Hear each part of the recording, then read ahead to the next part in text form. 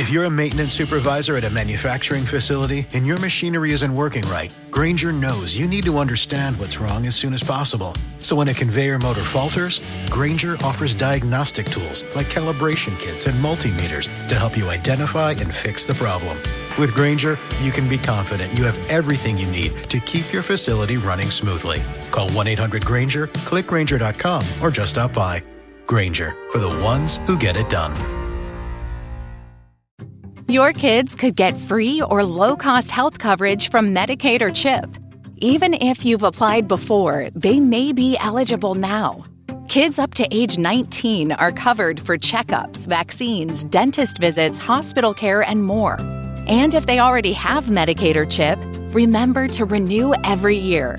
Visit insurekidsnow.gov or call 877-KIDS-NOW. Paid for by the U.S. Department of Health and Human Services. Hey friends, just so you know, we enjoy the swear word and we rely on good old-fashioned humor to get through some seriously dark subject matter.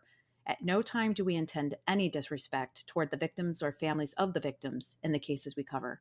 Also, be sure to listen to the end for a few palate-cleansing bloopers to reset your mindset. And with that, we thank you for listening and we hope you enjoy.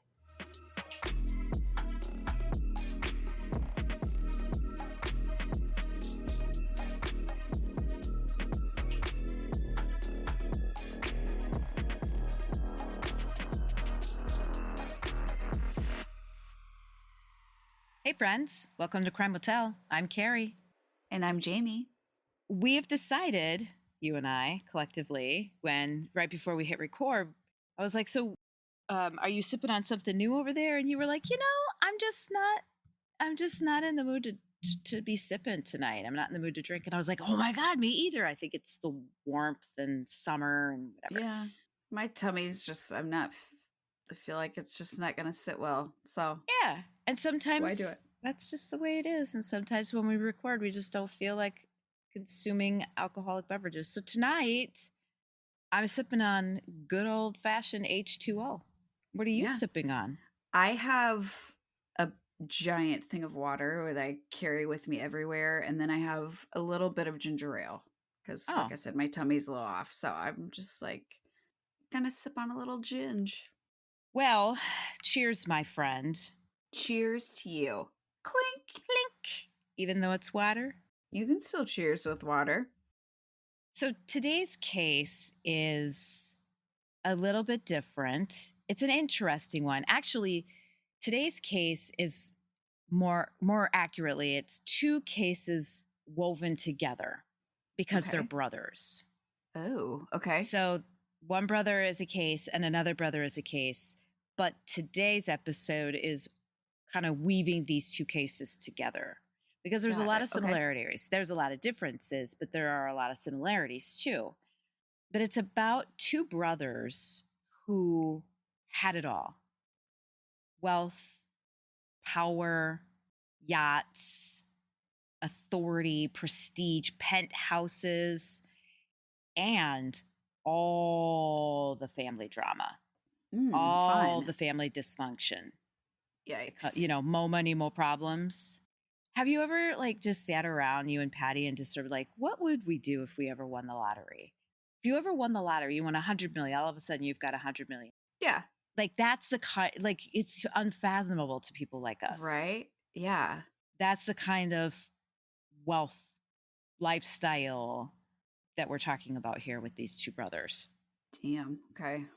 This is the tale of Robert and Andrew Kissel. Have you heard of them? The name sounds familiar, but I don't know what the case is or the cases are. Yeah. So Robert and Andrew were two Ivy League golden boys, if you will, who climbed the financial and corporate and social ladders. And then they both, independently of each other, fell off that ladder in such spectacular disgrace. So it was like the rise and fall of, they were both millionaires. They were crooked as hell. They were married with children. They appeared at the top of their game, like pretenses and appearances. They were at the top of their game. But in private, their worlds were a fucking mess. Mm. They were both murdered more than 2 years apart from each other. Whoa. For reasons that were not related at all. Okay. But still, so let's rewind a smidge. Crazy. Okay. Yeah. So Andrew Kissel, he was born August 23rd, 1959. And Robert Kissel was born 4 years later, give or take, April 21st, 1963. Okay. And they grew up in New Jersey, and they were raised in a very well-off home. They were certainly upper middle class, the upper crust of society where they lived. However, their household was completely emotionally unavailable. There was no warmth or true family love in this house. Their father, William Kissel, he ran a successful paper business. Their mother, Janet, was reserved and quite private. That's basically your textbook, 1970, 50s, 60s, 70s, 80s, before things started to shift, where you've got the man working outside the home and the mom stays home, and you've got this nuclear family with 2 kids, and who knows if they had a dog. Maybe they did. I don't know. But it was this typical household that you don't express your emotions, especially if you're a boy. Right. So William Kissel, the man of the house, he was emotionally unavailable because that's how he was taught to be when he was being raised. So he's teaching that to his children. Janet is the I won't speak until I'm spoken to type of housewife. And so that's the environment in which these 2 boys, Andrew and Robert, were raised. Now, the boys were really bright despite their access to wealth and that type of lifestyle. They were very bright and ambitious. They were motivated. They definitely had energy and hustle, but they were also really competitive, which is a blessing and a curse. There's a balance to competitiveness, but they were very competitive with each other. Now, Robert, who was younger than Andrew by about 4 years, was the golden child. He was the baby. He was disciplined. He was cerebral. He was polished. He was sophisticated. He was destined for Wall Street. Andrew, while he was the older sibling, he was the flashier sibling. He was charming and impulsive, and he was always looking for a shortcut, a deal, a steal, that kind of guy. Andrew was the kind of guy I'd call smarmy. Yep. Andrew was fucking smarmy. He was like a snake in the grass. Yeah, gross. Robert earned degrees from the University of Rochester, which the University of Rochester is a private research university located in Rochester, New York. It's upper crust.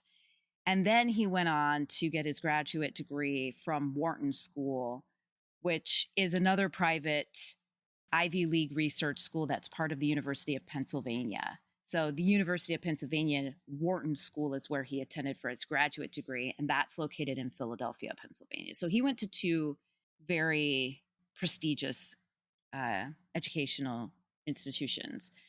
And he quickly rose through ranks. After he graduated, he got a job at Merrill Lynch, and he quickly rose through the ranks. And eventually he landed in Hong Kong as a top investment banker specializing in media and telecom deals. So this guy was like kind of a big deal. His reputation preceded him. He was known for his sharp mind and aggressive deal making. He was not afraid of risk. He was the kind of guy who could close $1 billion merger before lunch, craft a couple more contracts, and still make it home for dinner. He made it look so easy. Wow. Now, Andrew also earned his undergraduate and graduate degrees. He also attended University of Rochester for his undergraduate, just like Robert did. But then Andrew actually went on to NYU for his graduate degree. NYU is located in New York City. It's New York University, and And that's where he earned his graduate degree. Then Andrew dove headfirst into Manhattan real estate. So Ooh. he was like wheeling and dealing in the real estate. And he managed, what he did to make his money was he managed luxury co-op buildings. And in doing this, he made millions, on paper at least, but he made millions. He was the kind of guy, again, Andrew is smarmy. He wore super expensive suits and made sure you knew it. He drove flashy cars and made sure you knew it. And he threw lavish parties and made sure you either knew it because you were invited or knew it because you weren't invited. But beneath the surface, Andrew was a goddamn mess. He was juggling oppressive debt.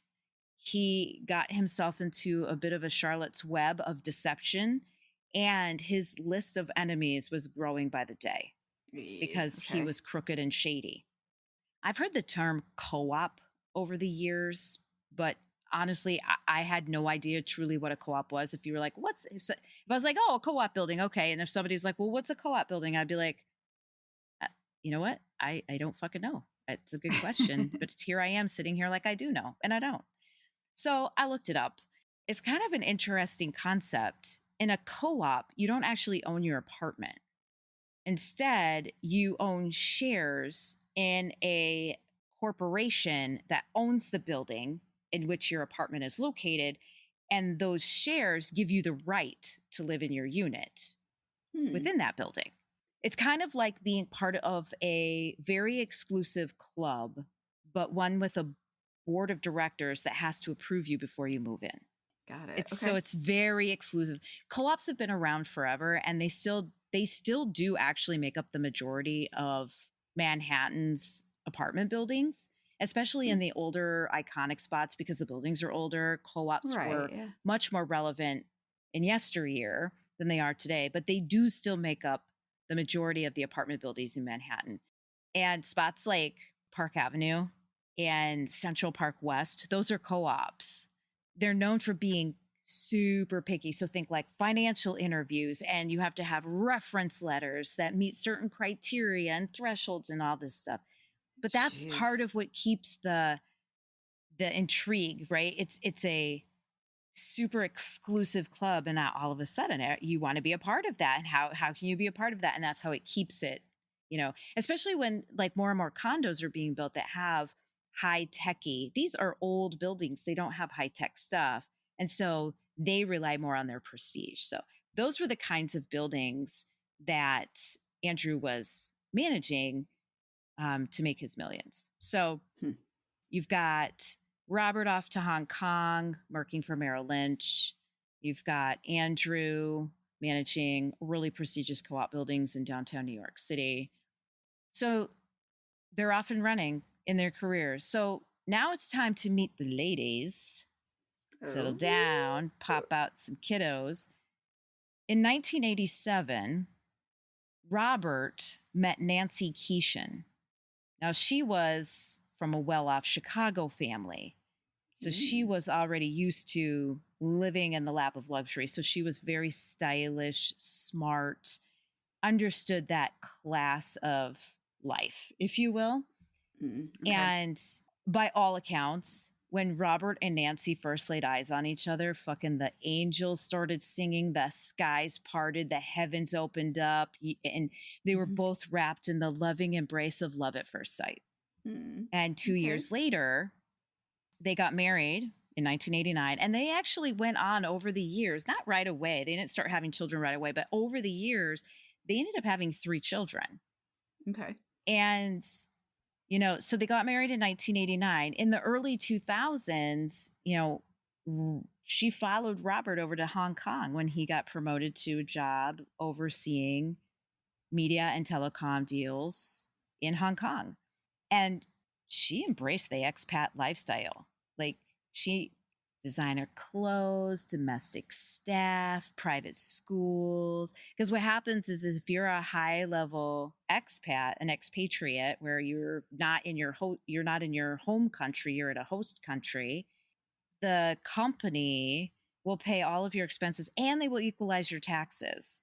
And so essentially, you get treated like royalty. So she was living in the lap of luxury over there. Damn. But the marriage between her and Robert was on the skids. It was volatile.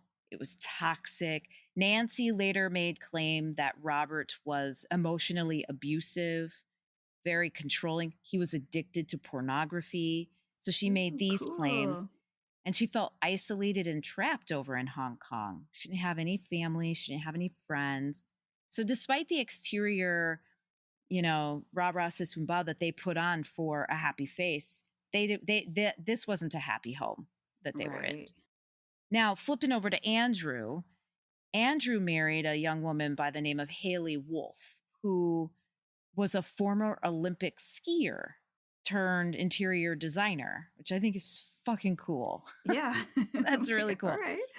They actually went on to have 2 children, and they lived in Greenwich, Connecticut. Now, Greenwich, Connecticut is where the money is. Mm-hmm. So they lived in Greenwich, Connecticut in a mansion, of course. Okay. Remember, Andrew is working real hard to make sure you and I know how wealthy and powerful and amazing he is. Right. Appearances are everything. Everything. So he had a penchant for luxury cars, which seems to be a common theme amongst men with money, I've noticed. There's car collections, including, are you sitting down? I did not know a car of this magnitude. A $420,000 Mercedes. What? So that is something that exists in this world that I didn't know about until today. Holy shit. Well, until I started researching it. And he owned one of the original Knight Rider Trans Ams, which is Kit. Yeah. Remember, his name was Kit?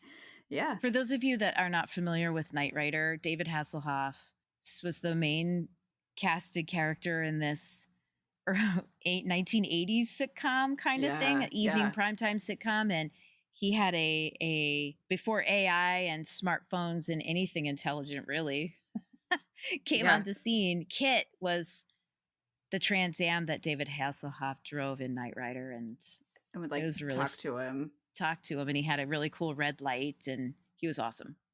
So Andrew was like, "That's a rad Trans Am. I have to have one." So he had that in his collection. He also owned an 80-foot yacht named Contraband. So discretion wasn't a strong suit of his. Right. You know what I mean? Yeah. So outwardly, both couples are projecting success. They're at the top of their games. Everything's cool. Greenwich, Connecticut, New York City, but behind closed doors, I mean, it was just a fucking disaster. Robert's life was the life that began to crack first, but it didn't take long for Andrews to start cracking right after Robert's. Nancy, the love at first sight, this is my person, claimed he was emotionally abusive and increasingly erratic, and so she did the only thing that she had available to her. She started an affair with a local TV repairman named Michael Priory. I think his last name is pronounced Priory. Yes, this is how you work out an emomentally abusive and increasingly erratic husband. You find the local TV repair. Yep. Yep. Wow. Now, Michael was a man who, by all accounts, was the polar opposite of her husband. Well, that's good. So she was really attracted to that. Like, really attracted. Their relationship became the catalyst for a very deadly plan. Yeah, I think you know where this is going. Meanwhile, Andrew's life now is cracking and showing the strain in the facade. He was neck deep in fraud. Get this. He embezzled $3.9 million from a Manhattan co-op board before they fucking figured it out. And he was under federal investigation for a $40 million scheme involving fake loans and forged documents. Oh my God. Essentially, what he was doing was he was sticking it to the banks and the financial institutions. He was basically, it was a gigantic fuck you. And he was using all that stolen money to fund his lavish lifestyle, his mansion in Greenwich, Connecticut, his cars, his yachts. He was charming, manipulative. He was deeply in debt. Friends described him as, quote, a guy who could sell ice to an Eskimo and then steal that Eskimo's igloo. Jeez. All while smiling at you and being like, hey, what's up, buddy? What's up? Don't worry about it. He sounds so awesome. Yeah, he's real awesome. On November 2nd, 2003, Robert was found bludgeoned to death in his Hong Kong apartment. Oh. The murder weapon used was some sort of really heavy lead ornament, possibly like a lead statue.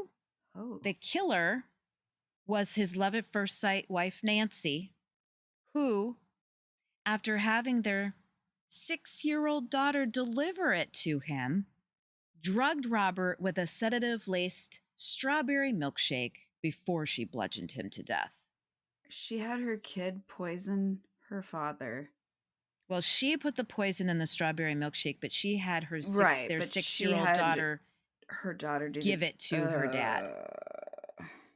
How fucked up is that? That is real fucked up. Real fucked up. Yikes. I mean, her motive was that he was emotionally abusing her, addicted to pornography, basically just like not a cool, really nice husband. Infidelity. I don't know if he was ever cheating or unfaithful to her, but Nancy was sure messing around with Michael. But most of all, at the heart of it, Nancy just wanted to get the fuck out of the marriage, and she wanted full custody of their children. Okay. At the end of the day, she wanted her cake and to eat it too. Nancy was, not shockingly, arrested shortly after the murder. Her trial became a media circus. It was super sensationalized because she is a white American in Hong Kong accused of murdering her husband. She claimed self-defense, citing years of emotional and sexual abuse. Prosecutors were like, no, it was premeditated because you had an affair. You did the milkshake cocktail, so you had to have procured the shit that you put in the milkshake cocktail to render him unconscious. And then you also had a ton of internet searches for sedatives. I mean, Hong Kong lost its damn mind over this case. And it ended up making headlines worldwide. I don't know why I had never heard of this. It's kind of fascinating, the parallel paths that these two brothers took. Yeah. I've never, none of this sounds familiar to me at all, but that seems like it would have been a notable case. But yeah. In 2005, Nancy was convicted of murder and sentenced to life in prison. The case became known as the milkshake murder and remains one of Hong Kong's most infamous crimes even to this day. Really? Allegedly. Wow. Okay. She did appeal. Her appeal was denied, and to this day, she remains incarcerated. So she's in prison for life in Hong Kong. She's like never going to come back to the U.S., never see anybody ever again.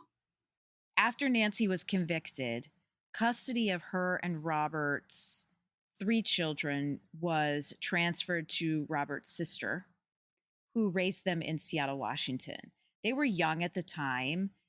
They're all adults now, of course, because this happened 22 years ago. Nancy has publicly stated that she is not in contact with her children, so they do not contact her in prison. They have not visited her over in Hong Kong. And she has expressed regret that they are growing up without understanding the full story behind their father's death. Okay, Nancy. Who found him and when is up for debate, because there aren't any, I wasn't able to validate anything there. What's known, though, is that Nancy drugged Robert with a sedative in a strawberry milkshake, had their 6-year-old daughter deliver it to him. He drank it. He passed out. She had both their children leave the house. So she had made arrangements for the children to leave the house. And then she bludgeoned, beat the shit out of Robert. Then she rolled him up in a carpet and dragged his body into their storeroom. Now, somehow, some way, his body was discovered in the storeroom. The trail led to Nancy. Nancy admitted to killing him, but claimed it was self-defense. Yeah, and the prosecution's like, it's really not stacking up that way. So yeah, you don't need to cover self-defense. Yeah. But how he was found is, I wasn't able to actually get verifiable information on that. Okay. Andrew was devastated when he learned of Robert's death, or at least that's what he told people. I mean, remember, they grew up in super extreme competitive situations with each other. They had a massively dysfunctional love-hate going on between them. So he told people he was devastated. Maybe he was, maybe he wasn't. Who knows? He did fly to Hong Kong for Robert's funeral, and he told reporters he was shocked and heartbroken, which is what you would expect a brother to say. Yeah. Instead of Robert's death sort of scaring him straight, you know what I mean? Like, it's a traumatic event, and people respond to dramatic events differently, and sometimes it can change their lives for better, or it can change their lives for worse. And unfortunately, Robert's death hit Andrew hard enough, or he just used it to just completely spiral deeper and deeper into fraud, paranoia, recklessness. That's a hard word to say. I've been drinking a lot of water, you know what I mean? Now, Robert was cooperating with the FBI. He was preparing to plead guilty because he was involved in all this law stuff in these trials. He was days away from appearing at a trial in his own fraud case because, again, he had embezzled $3.9 million from that Manhattan co-op and $40 million from forged documents and loans. So he finally got caught. He was arrested. He was about to start a trial. And he reportedly feared for his life, such that he told friends that he felt like he was being followed. He installed surveillance cameras everywhere. He even joked that he was like, I'm going to end up like my brother. But he wasn't wrong. So, but what a way to live, huh? Always feeling like it's the end. You have to look over your shoulder every time you turn around. God. So naturally, his behavior, Andrew's, became increasingly erratic. He started firing employees. He alienated friends. He burned bridges with business partners. He didn't trust anyone. Also, he was losing a huge grip on reality because he owed millions and he was running out of time. He didn't want to do a big, long stint in jail. In early 2006, he moved into a rented mansion in Greenwich, Connecticut. It was his last-ditch effort to attempt to maintain outward appearances, that everything's fine. It's fine. Yeah. We're rich and happy. But on April 3rd, 2006, Andrew was found dead in the basement of his rented Greenwich mansion. He'd been bound with duct tape, gagged, and stabbed multiple times. Jesus Christ. The scene was brutal. It was bloody. It was intimate. It was not the work of a stranger. Yeah. His body was discovered by movers who had helped to arrive him vacate the property because he was being foreclosed on. He hadn't paid. He was behind in rent. Well, I suppose he wouldn't have been foreclosed on. He didn't own the house, but he was being evicted because he was behind in rent. And so he had hired movers to come help him move out of this property. I think the rent was like $14,300 a month. Jesus back in the early Christ. 2000s. Yeah. Yeah. No, thank you. It was a mansion. So naturally everybody's like, oh my God, what's happening? Robert died 2.5 years ago. Oh my God. So the investigation quickly zeroed in on a man named Carlos Trujillo. Carlos was Andrew's longtime chauffeur and personal assistant. He had worked for Andrew for years. He ran errands. He drove him to meetings. He went and got coffee. He went and picked up fucking dry cleaning. He was his personal assistant. Whatever this guy needed, he was also his driver. Well, as it turns out, he also helped him cover up financial misdeeds. But the relationship had soured. Carlos claimed Andrew owed him tens of thousands of dollars in unpaid wages and bonuses. He also knew too much about Andrew's fraud schemes, which made Andrew both a liability and a threat. Right, yeah. Right? Because Andrew could go to the cops and be like, Carlos, this and Carlos. But Carlos didn't act alone. He had enlisted his cousin, Leonard Trujillo, a 24-year-old from Worcester, Massachusetts, who had a criminal record and was known to be volatile, which means like unpredictable, unstable. Yeah, he was known to be pretty volatile. Leonard later confessed that he was the one who physically carried out the killing of Andrew, but only after Carlos allegedly pressured him to do it. Carlos made me do it was his defense, basically. According to court documents, Leonard said Carlos offered him money to, quote, take care of Andrew, and that the plan was hatched over multiple conversations. So I was like, okay, what the fuck is going on here? Why? Well, the motive was basically at the end of the day, Carlos was shutting Andrew up because he was afraid Andrew was going to start talking. Andrew, like I said, was days away from going to trial, pleading guilty to federal fraud charges. He was cooperating with the FBI. He was starting to sell off his prized possessions so that $420,000 Mercedes, one of the original Knight Rider Trans Ams, he was starting to sell all this shit off to pay off an estimated $30 million he had in debt. Good Carlos God. Feared that once Andrew went down and once he started divesting all of this stuff, he would start to feel like, I have nothing else. There's nothing else. So I might as well not protect anybody anymore. So Carlos was afraid he'd take others down with him.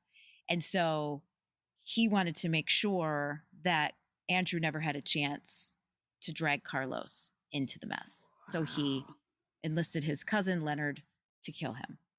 In 2008, both men were arrested for Andrew's killing. Leonard pleaded guilty to manslaughter and conspiracy to commit murder.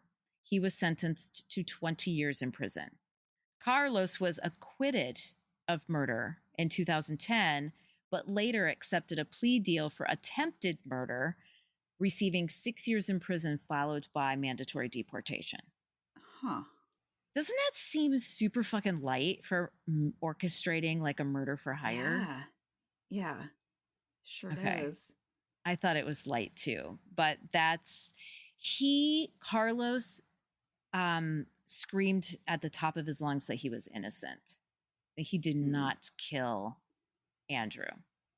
Gosh. Okay. But Leonard said, no, I killed Andrew, but I did it because Carlos made me do it. So, following Andrew's murder in 2006, which was prior to when divorce proceedings could start, Haley retained custody of their two daughters. So they weren't actually separated yet, which is why there was even a question of just making sure, where do the kids go? Kids went to Haley. While their current whereabouts are not publicly documented for privacy reasons, it is understood that Haley relocated with the children and has kept a low profile with the children ever since the tragedy. So the children, both sets, both Andrew's children and Robert's children, have been shielded from the public eye. They were very young when their fathers were murdered, and their families have been working really hard to protect them. There's been intense media scrutiny, especially in Hong Kong, over this.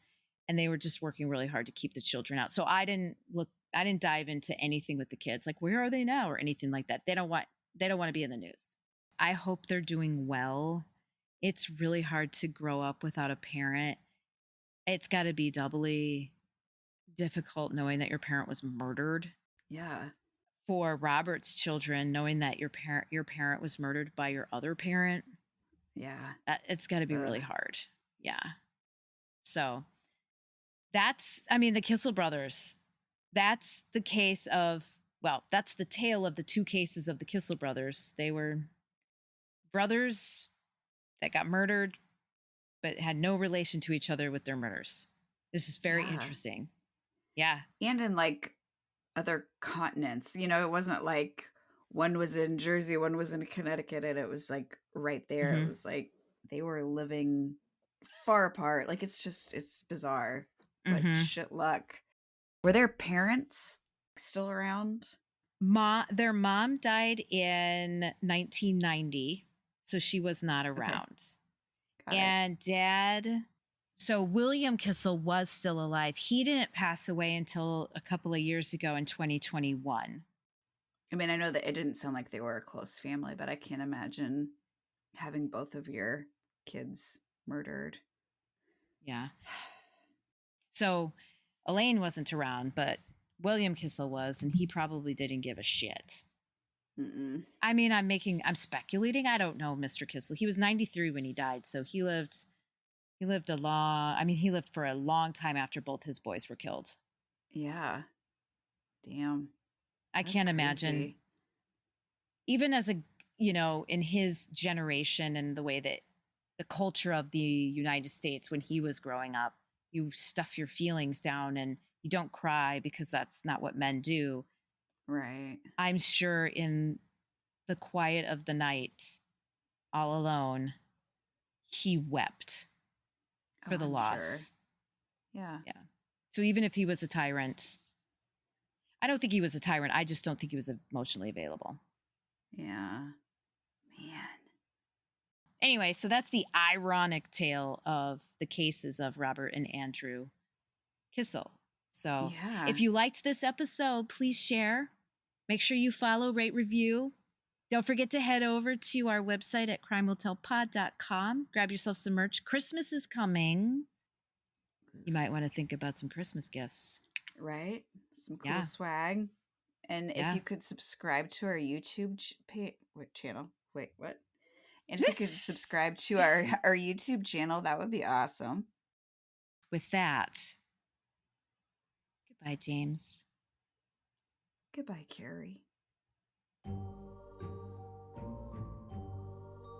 Oh, shit. I think I screwed up. You don't care at all. That is A-okay. Okie dokie. My girl James got it for me. Just go hit the Walgreens. Hot fucking damn. Yes, you did. You fucking said, Care Bear. Okay, I'll put it in my calendar. Hoity-toity motherfuckers. That's awesome. You know what I mean? Thank you, oh my God.